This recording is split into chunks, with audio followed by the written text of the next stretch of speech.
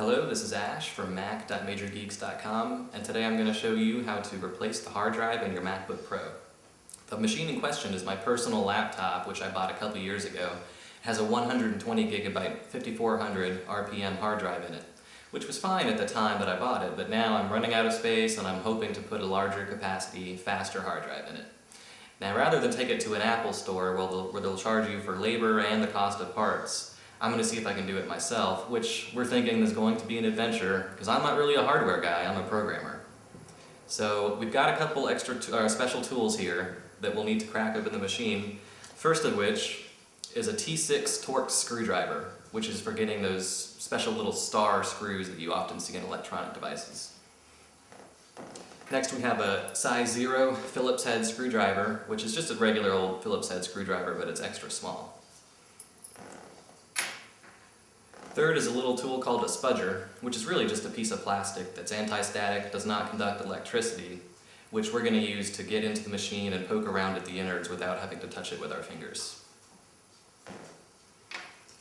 Last but not least, we have the new hard drive. This is a 320 gigabyte, 7200 RPM Seagate hard drive that I ordered online.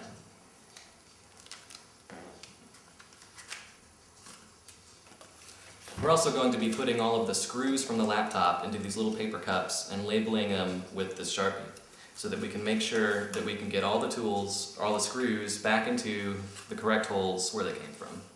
So let's get started.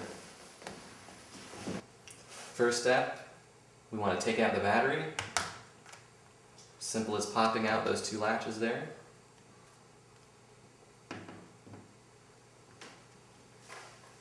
Next, we want to take our size 0 Phillips screwdriver and remove the 3 small screws that are covering the RAM area.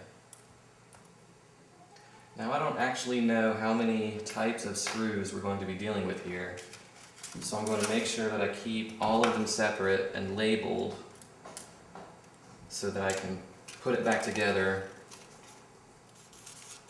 easily.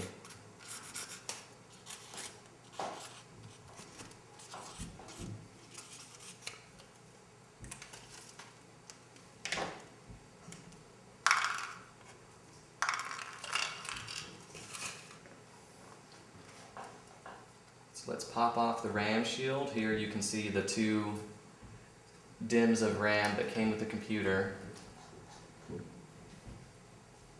So the next step is going to be to remove the 2 small Phillips screws near the side of the computer under the battery.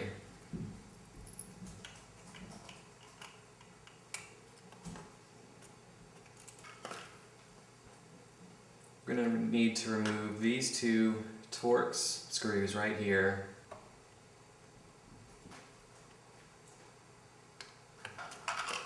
And again, there's 4 more Phillips screws along the bottom back edge of the laptop right here that'll need to come out as well. There's 4 more Phillips screws along the side, and even more Phillips screws along the back side of the computer.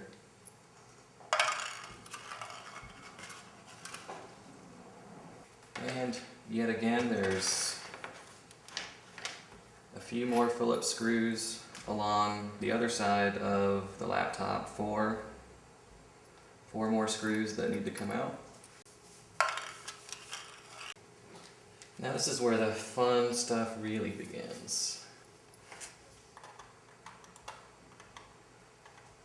So now that we've taken off all the screws along the side and the back and underside of the computer, we're going to try and lift the top case off, which is just a one piece, includes trackpad, keyboard, all that, speakers as well. It should, in theory, lift right off,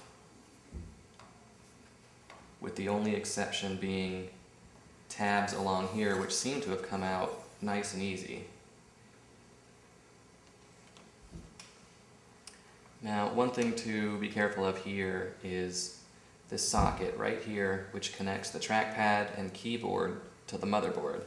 We want to use our spudger to carefully pry that off There we go. So now I can remove the top case entirely.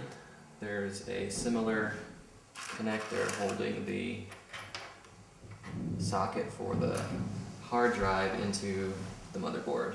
And we're going to use the spudger to try to loosen that. As you can see right here, that's the hard drive that shipped with the machine. We're going to use the spudger.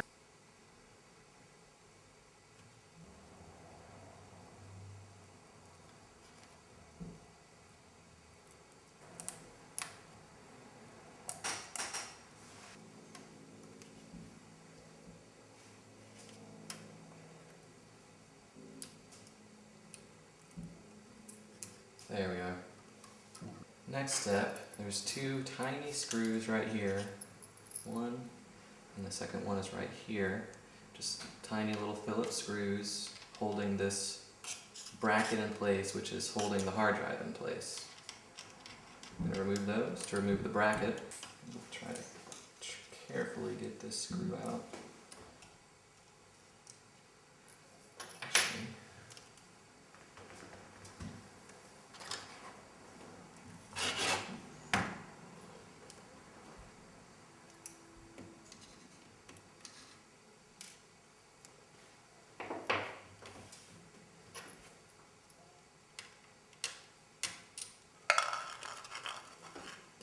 Now we should be able to actually just lift this bracket out of the computer. Let's try using a spudger for that. Just the hard drive bracket.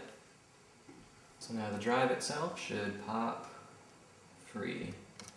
It just popped right off. It's not on there too tight at all. And there we go. This is the old hard drive shipped with the computer, 120 gigabyte Hitachi, 5400 RPMs. As you can see, there's rubber screws mounted onto the side of the drive on either side. We're going to have to take those off and transfer them to the new drive. So, goodbye old hard drive, hello new hard drive. Let's put them right back on. So I should be able to just pop this right in.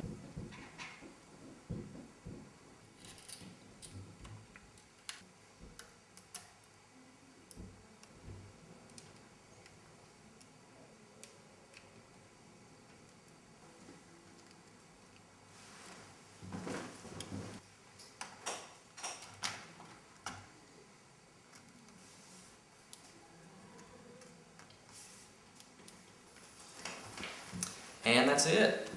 The only parts that we really had trouble with or made us nervous were taking off the top plate, the part that includes the keyboard and the trackpad, and taking off the two ribbons that are attached to the motherboard. The key with both of those is to be gentle, be patient, and try not to force it. It's also important to work in a clean, well-lit environment and to keep everything organized. You want to keep all your screws in their own containers so that you can make sure that everything goes back where it came from. Putting the wrong screw into the wrong hole could really damage your machine. It's also important to use static wristbands and static mats, which we did not use, but that's because we like to live a bit dangerously. This whole operation should take about 45 minutes, and it will void your warranty, so be sure to think that through before you take apart your machine. Now for MajorGeeks.com, this is Ash, signing off.